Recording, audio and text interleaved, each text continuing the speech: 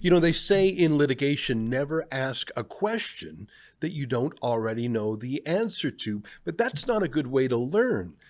To learn, you want to ask questions you don't know the answer to. The reason they say that in litigation is you don't want to be surprised with an answer that's contrary to your case. When you're actually litigating, you're not really seeking the truth. You're seeking truths that make your client's point of view.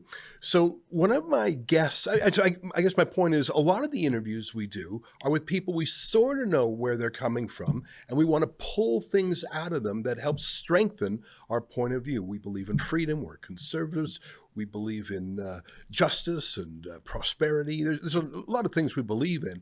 But what happens when you're not in a position to worry about getting an answer that surprises you? I think those are some of the most interesting interviews. They're more authentic interviews.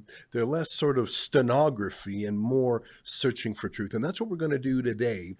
One of the guests I love talking to, and they always turn into hour-long interviews, is Dr. James Lindsay from New Discourses. And it's because he deals with raw ideas, sometimes abstract, but very applicable to the world we live in. He really helped me understand communism, not just as an insult or a put down, but as a way of thinking, as a kind of cult-like religion. Through him and through others like Xi Van Fleet, who fled from Maoist communism, I've really come to understand how that is one of the largest evils in the world. And I know sometimes to call someone a communist sounds cartoonish. Anyhow, Dr. James Lindsay has been very useful for me to understand the phenomenon of woke that really only started using that name, I don't know, probably less than a decade ago. What does woke mean? To me, it meant applying Marxism to things other than just economic discussions. In classical Marxism, you have the working class, and they call the proletariat, and then you have the capitalists who oppress them. To me, wokeism was applying that same class structure to race, to sex, to transgenderism.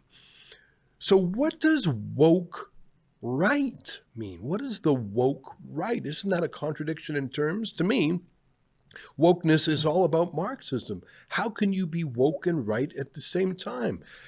I'm confused by this, but I want to understand it because there is a bit of a battle amongst a lot of the people I admire and follow online for their views. And joining us now to help talk about the world we live in and answer some of these questions, and we'll see where the conversation goes, is Dr. James Lindsay, who joins us now from Tennessee. Dr. James, welcome back. Thanks very much for taking the time.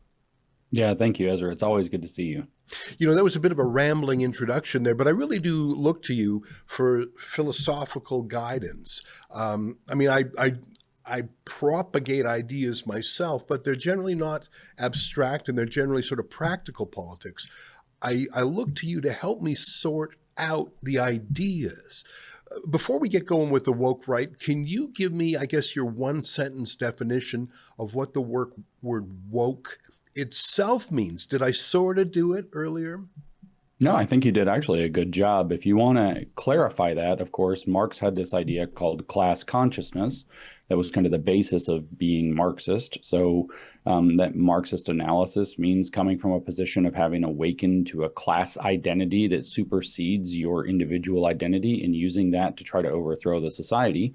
That evolved in the late 20th century or middle of the 20th century to something called critical consciousness, borrowing from critical theory. So I often say, and I know it's very technical and I don't mean to be abstract because you gave a great definition. I would just say what you said is fine, but the technical terminology is being woke means having adopted a critical consciousness. We use woke to distinguish from previous iterations of Marxism, though I think Marxism, when Karl Marx wrote it, was woke. I think when the fascists reacted to the communists in the middle of the 1920s and 1930s, what they were doing was what we would call woke right. It was a woke reaction to woke left, but in the 20th century modernist context. And then what we're having now is that the woke on the left took up, or what we've been calling woke, took up postmodernism. They took up identity politics, relocated the Marxist analysis through identity categories rather than through economic analysis. And what we're having for woke right, very simply, is just a reaction to that, takes on the same ideas and points them back in the other direction. Let's get into that in a moment, but I just want to give an example. I think the conflict between Gaza and Israel, a lot of it is projected through that lens of critical theory or woke, as in all Israelis are oppressors and all Hamas or Gaza supporters are oppressed. So in that framework, you can do anything to liberate yourself from oppressors. Every oppressor is, by definition, a bad guy, even if they're a visible minority, even if they're poor, even if they actually have thousands of years of roots in the Holy Land, they're oppressors, full stop. So anything is justified to get them out. And it destroys individualism and it permits atrocities, I think, like what happened on October 7th. So I think a lot of the Western support, I think the Muslim or Arab support for Hamas is tribal, and there's some emotional reasons and religious reasons there. But I think the educated white Westerners who I see in these, I went to the Columbia for the encampment, they're not motivated by Islam. They're not motivated by historic grievances. They say, oh, Israel's the oppressor. I know how to handle that because I do that with environmentalism. I do that with, any other debate. I just think, who's the oppressor, who's the oppressed? I know whose side I'm on. So I think that's what's going on with white support for Hamas. Would you agree? Yeah, that's exactly right. There's a saying, it's attributed to David Horowitz, who, recently passed, who wrote Radical Sun. But David Horowitz picked this up while he was a member of Students for Democratic Society, which was a communist organization. And the saying is, the issue is never the issue. The issue is always the revolution. So, these white Hamasniks at Columbia or whatever else are seeing, like you said, the resistance, as they call it, against the oppressor, which is part of the global revolution. In communism, they call it revolution, and in Arabic, they call it intifada. And so the idea is that there's going to be this revolution or shaking off of the oppressive power structure. There's this kind of snarky thing. I don't know that it's fully fair, but there's this kind of thing I see running around on social media lately, which is, name one Palestinian invention, right? And the answer that's often given quite seriously by a kind of wide array, a surprisingly wide array of people, but certainly by communists. I mean, people who have hammers and sickles in their bios on X, for example, is they invented resistance. And so resistance in this case is the idea that you were just describing, that because they are oppressed, anything is justified, whether it's kind of post-colonial violence, which is kind of the setting in which it usually takes place, whether it's, terrorism, going back to Marx's endorsement of revolutionary terrorism in his the Civil War in France, which analyzed why the Paris Commune was successful. He said, the missing ingredient that allowed them to take power was terrorism. That's what we've been missing so far. And then Lenin, writing in What Is to Be Done in 1902, explains, well, why did the Paris Commune fail? Well, they didn't kill enough people. That's why. They weren't serious enough with their terrorism. And so this is the essential idea. You are right. The support for this that we're seeing is that it's tapped into this. It doesn't matter if it's, trans. It doesn't matter if it's BLM. It doesn't matter if it's actually something economic, like Mandami keeps saying in New York. And it doesn't matter if it's supporting the so-called Palestinian or Hamas cause against Israel. The issue is never the issue. The issue is always the revolution. The idea is to take up whatever cause and use it. This is in the Communist Manifesto, by the way, at the very end, right before Workers of the World Unite. Like two sentences or three sentences above that, Karl Marx says that it is the position of the communists to always take the side of any revolutionary party in any country. So the Hamas represents a revolutionary party against the concept of Israel. So the communists take that side by default. We'll come back to woke right a little later because you've raised so many interesting things here. I want to talk just for 1 minute about what I saw in Colombia. I went down there and I actually wandered around. I was not allowed into the inner sanctum of the encampment. They sort of blocked people who they could fairly quickly identify were critics. There were some foreign students there, but it was mainly Americans. There were a lot of trans students there, which I found very noteworthy. I gotta say, I was surprised by how many Asian women were there. I didn't see a single Asian men, but Asian women, college students. I saw them not just at Columbia, but at another university in New York that had an encampment. And I was thinking, okay, Columbia is a very expensive school to go to. I looked it up, and at the time, I'm just going off the top of my head, in Canadian money, it's about $100,000 a year. That's like, no one is, I guess if you're going on a full scholarship, you could be from a poor background, but it's basically a rich kid's school. And I was boggled. Why are all these rich white kids, trans kids, Asian Americans, why are they supporting Hamas? And I think maybe it's a way of saying, no, I'm not an oppressor class. I may be an Asian American woman who can afford to go to Columbia. I'm the top of the power pyramid, but no, I'm going to show you that I'm not an evil rich person luxuriating in the middle of Manhattan at university. I'm actually with the oppressed. So throw me in with their lot. I'm going to go drink a $10 fancy coffee and go to my $2 million condo, but I want you to know that I'm one of the good guys. That's my theory. It's a way of dealing with the contradictions of being a left-winger who's super rich and powerful in the wealthiest city in the world. That's my theory. How would you explain what I saw? Rich white kids, rich Asian kids, trans kids supporting Hamas. Why would they do it?